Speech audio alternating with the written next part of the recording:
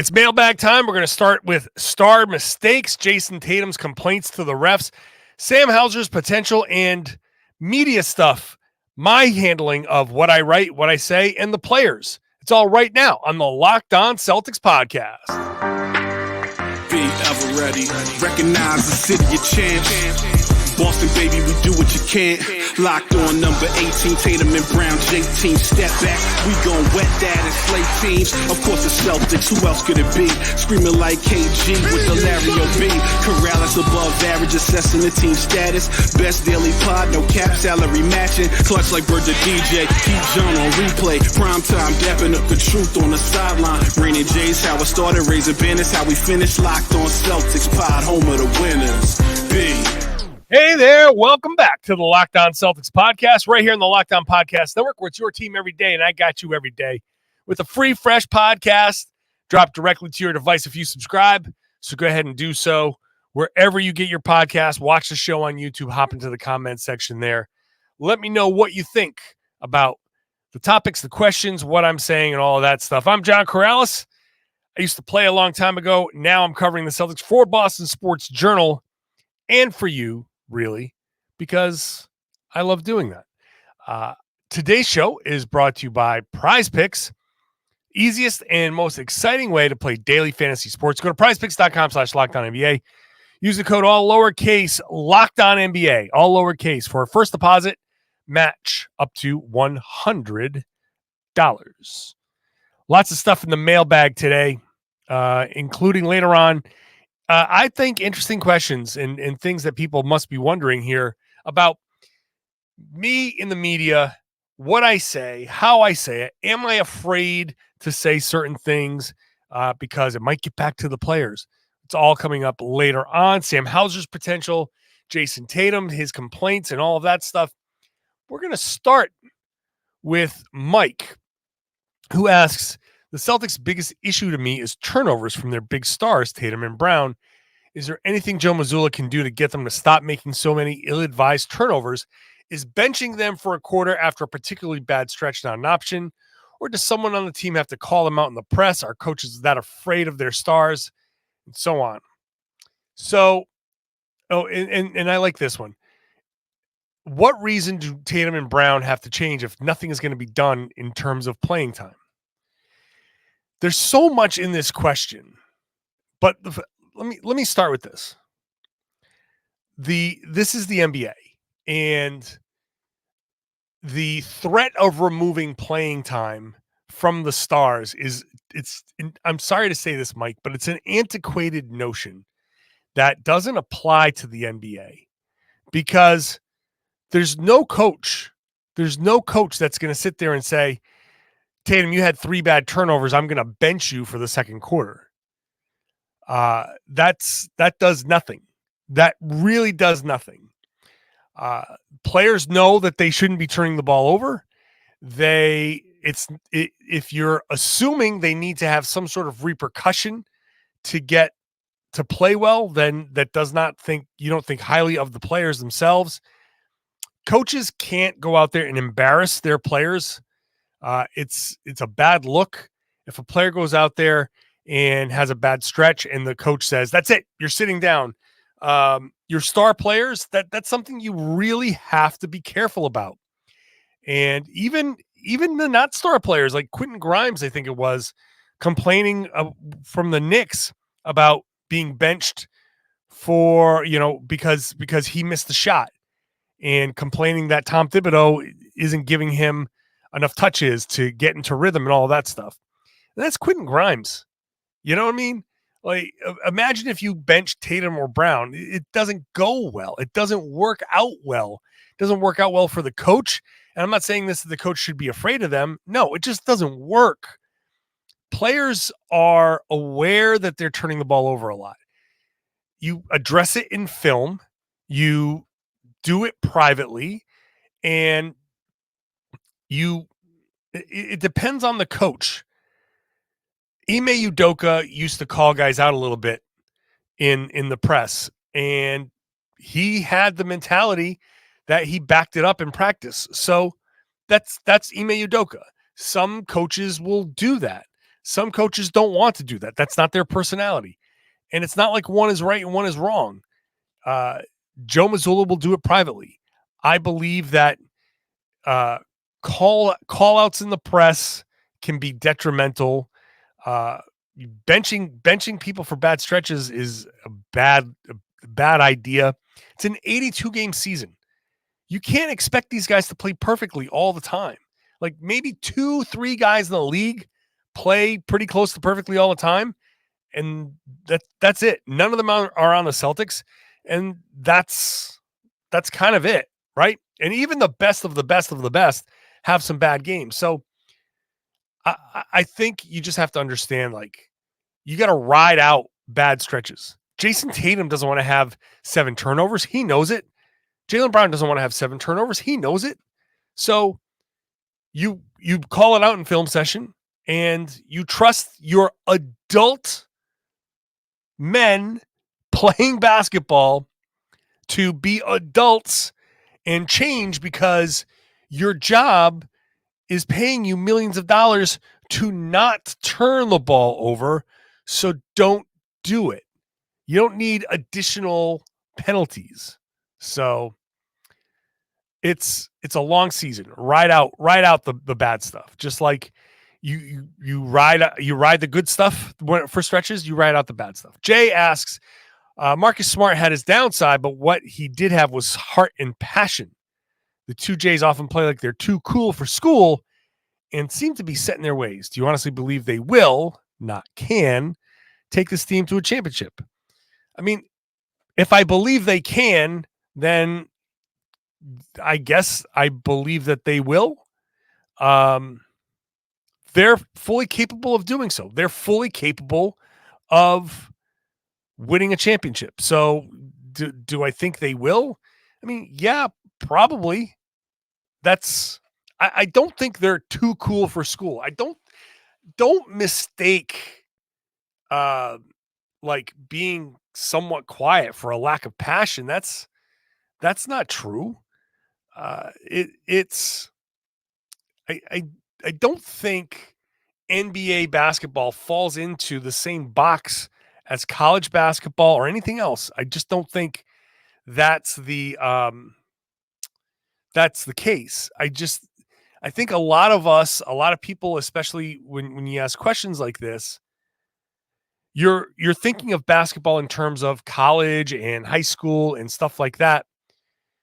And I just don't think, and it's hard. And this is why I try to relay like an NBA mentality to the answers. Like Tatum and Brown want to win. They want to win a championship. They're passionate about winning a championship. It's just that their personalities are a little bit different. I do think they need to be a little bit more, I don't know what the word is, but forceful about it. But I don't know that they're incapable of winning a title. I think they're very capable of winning a title. So I guess that means that I think they will.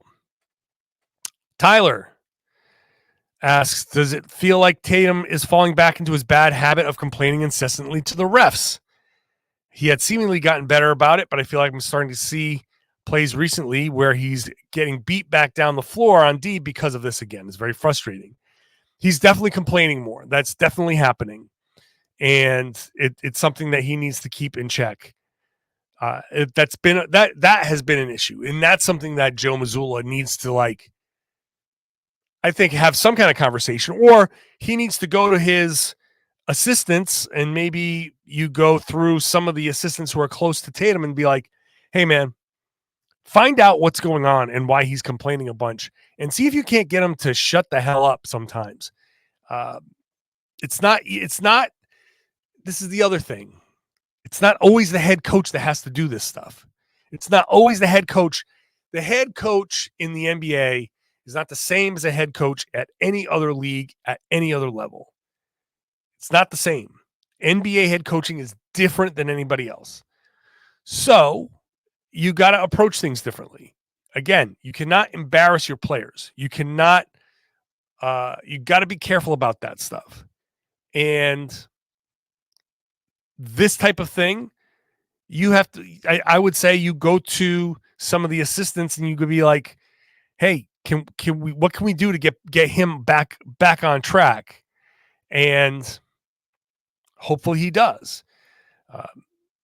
I think some of his complaining has been fine. Like, players are going to talk to the refs, and you got to allow star players to talk to the refs. Like, they're not just going to sit there and shut up.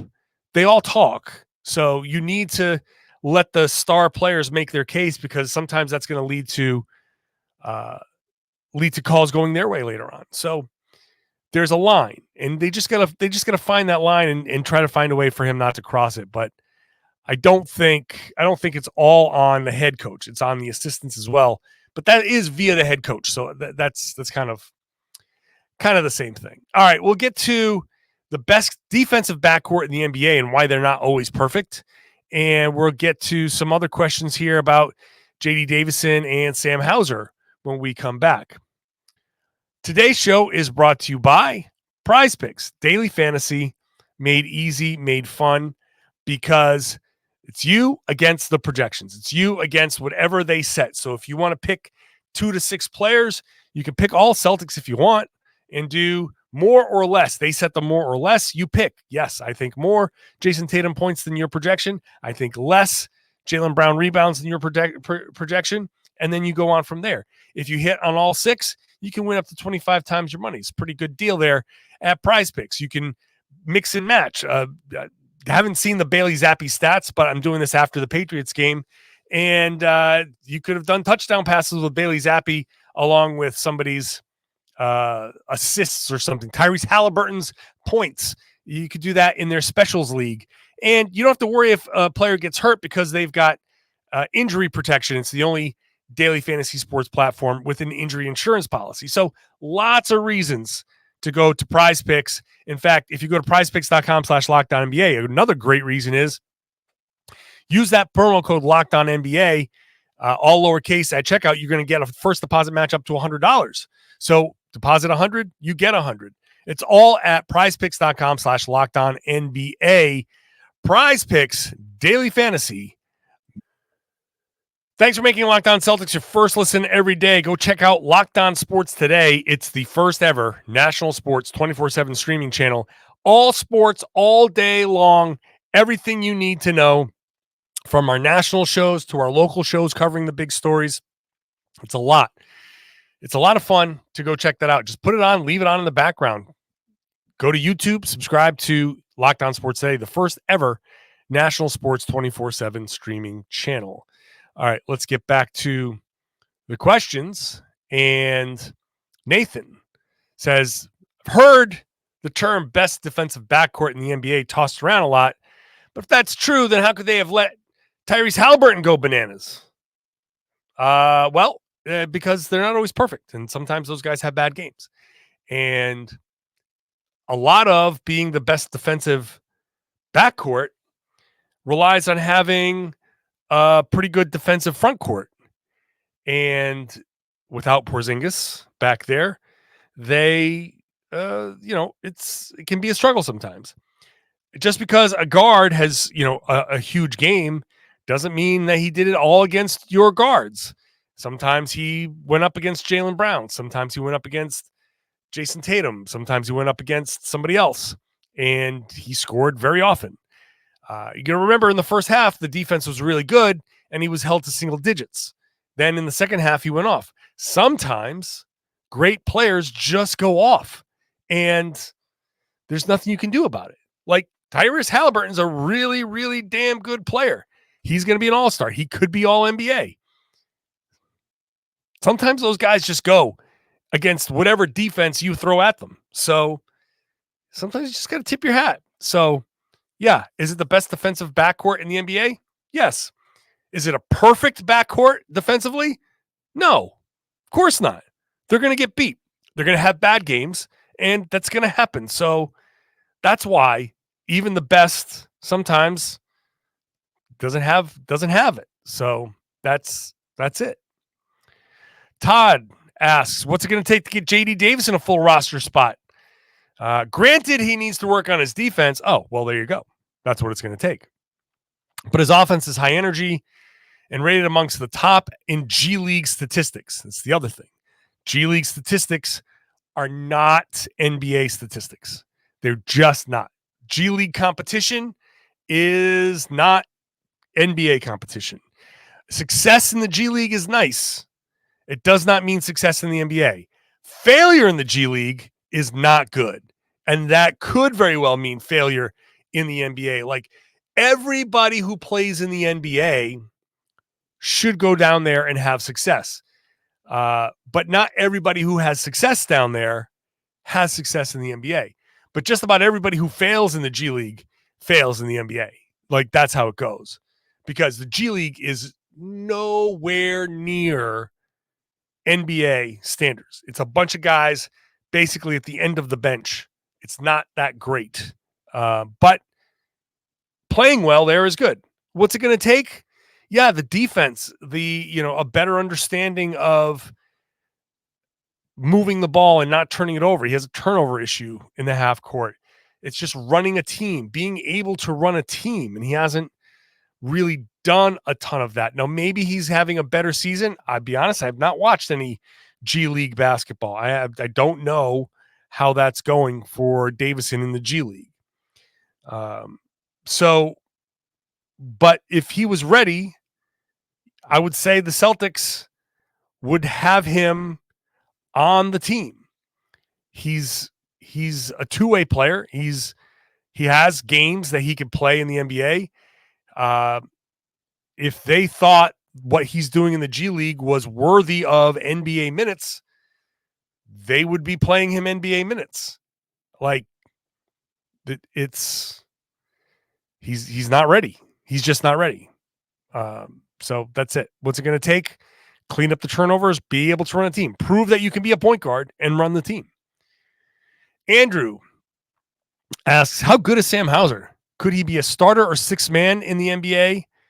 Or would he be a DNP CD on most other teams? I don't know why he would be a DNP coach's decision on most other teams. The Celtics are the highest level team in the league with if the team with the best record in the league is getting 25 to 30 high quality minutes out of this guy most nights, I would expect the Denvers and who else is out there? Minnesota, like those teams, of course, they would want Sam Hauser. Of course, they would want Sam Hauser. So he wouldn't be a DNP anywhere. A starter or a sixth man.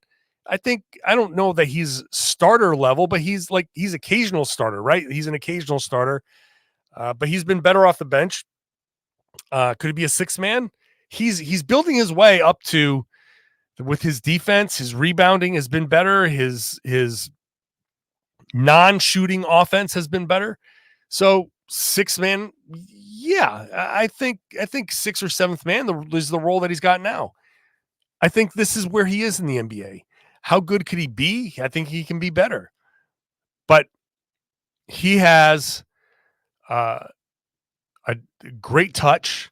He can hold his own defensively, and he does a lot of other things now. So I think the familiarity with the Celtics has helped him, but he's grown into a very nice role. I think this is who he's going to be for everybody. Every team in the league could use Sam Hauser. He's what, the third or fourth best high volume shooter in the NBA. So yeah, he's becoming like legit 3-and-D guy. Like, he's not going to go lock anybody down, but if you target him defensively, he's not going anywhere. He's holding his own. So good for him. We'll get into a couple of interesting questions about the media and my approach with the players and all of that stuff. That's all coming up next. I find that stuff obviously very interesting, and I love explaining it. So that's going to be fun for me as well. Today's show brought to you by Jase Medical. Jase Medical wants to protect you in case of an emergency. The real life is out there, and what real life has to offer right now makes me really happy that I can focus as much as I do on sports. Bottom line is, supply chain issues are an issue, and sometimes that means important things are in short supply, and that could mean antibiotics and other daily drugs that you take. So that's why the Jase case, which is a 5-pack of different antibiotics used to treat a long list of bacterial illnesses, is important. And you can get that at Jase Medical. The Jase case has these antibiotics that treats things like bacterial illnesses, UTIs, respiratory infections, sinusitis, skin infections, among other things. You don't want to need this stuff and then go to a pharmacy and be like, oh, we're out of stock, because that's important. So get yourself a stock of those drugs and maybe some other daily medications at jasemedical.com, JASE medical.com. Go there, complete your physician encounter. It will be reviewed by a board-certified physician. Your medications will be dispensed by a licensed pharmacy at a fraction of the regular cost. It's never been more important to be prepared than today. Go to jasemedical.com and use the offer code LOCKED ON.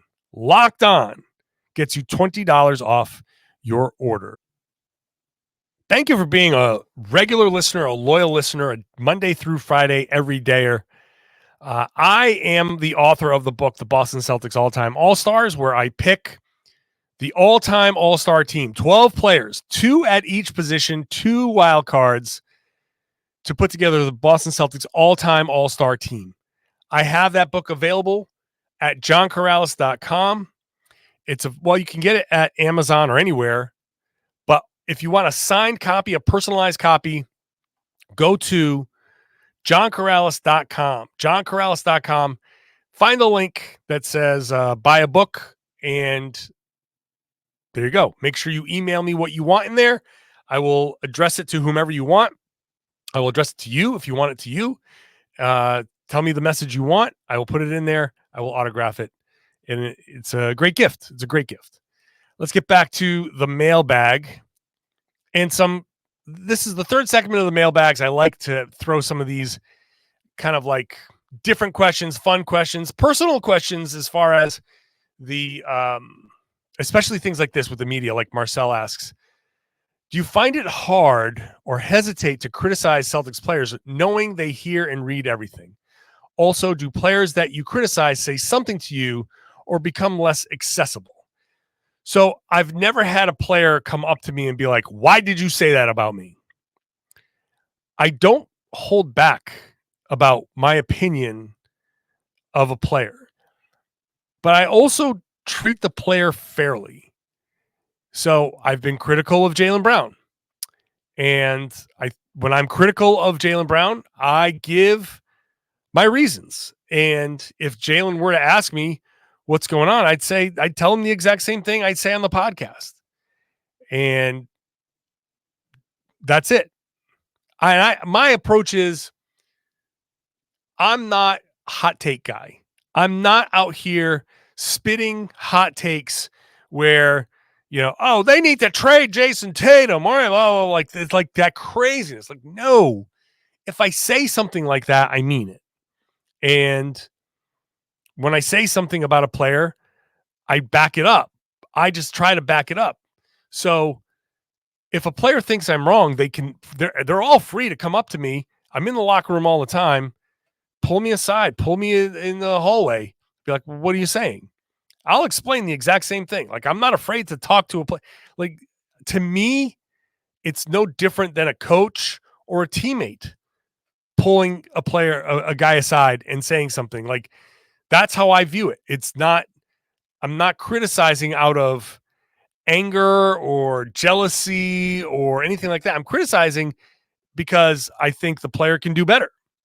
I get more on Jaylen Brown, as an example, because I think Jaylen Brown can do a lot better.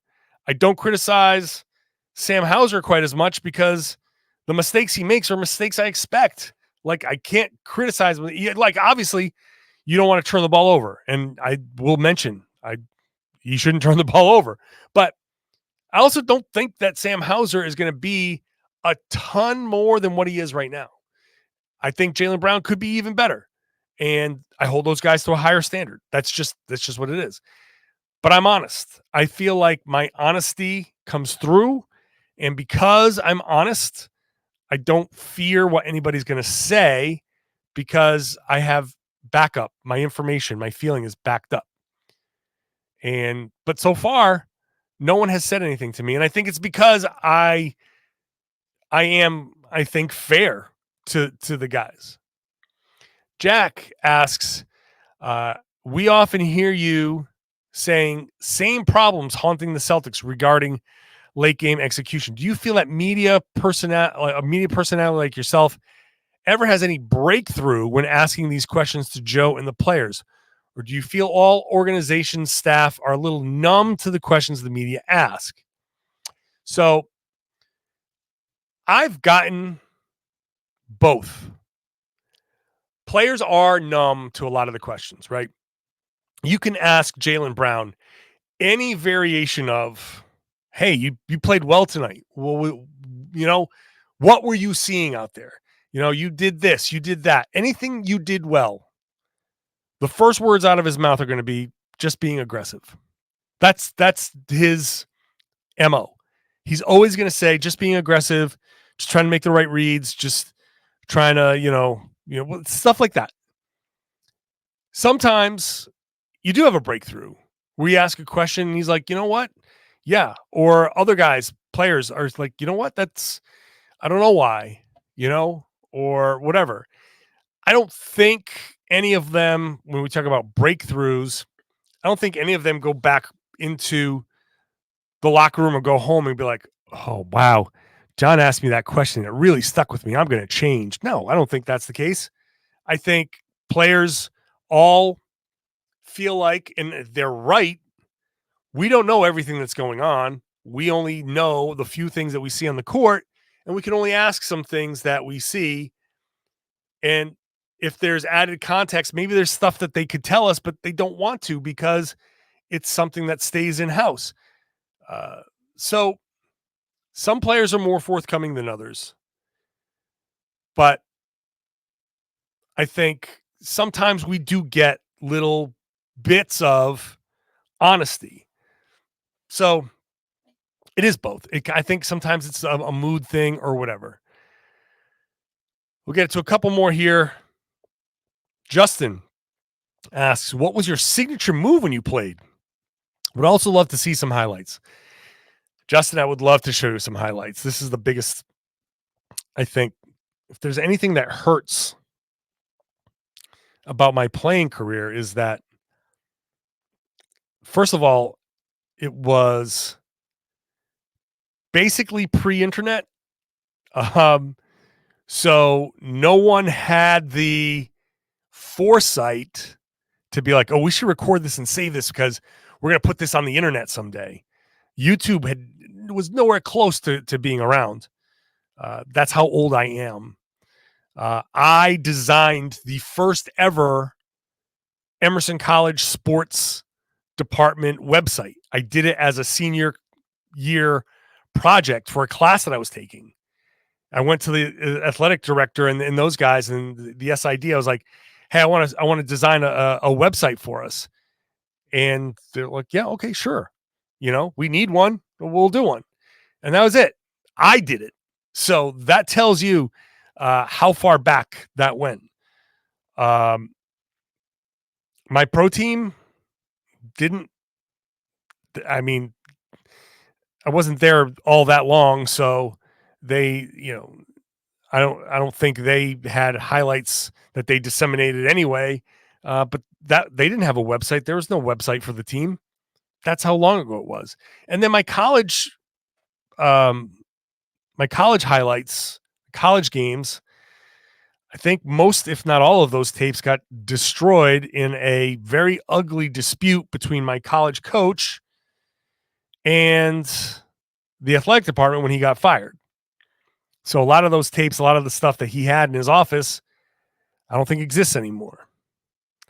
And that's sad because I can't go back and look then be like, oh, I remember that. I remember that guy. I remember doing that. Sucks. I don't have any videos to share. I just have my memories and, in 25 years, those will go. And that's it. Sad.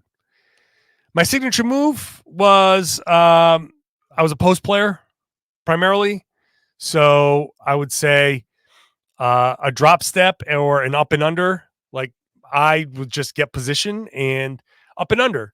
I was pretty good at throwing up fakes and pretty good at setting guys up. And it was just, that was my strength. Footwork around the block and getting myself to a spot around the rim where I could finish. So yeah.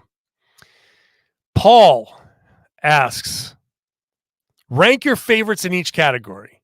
Category 1, Bird, McHale, Parrish, Pierce, Garnett. Oh man. I mean, geez, what a tough one.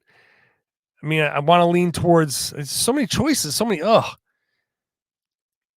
It's hard because I love KG for a lot of reasons. I love Larry for a lot of reasons. My favorite's got to be Kevin McHale because he was my basketball idol growing up. So Kevin McHale was he taught me everything. Kevin McHale taught me everything and without ever meeting me. But yeah, I have to go with him, but in a percentage point lead against everybody else. Number 2, Seinfeld, Sopranos, MASH, The Office, The Simpsons. Oh, The Simpsons. Easily The Simpsons. That one's not even close.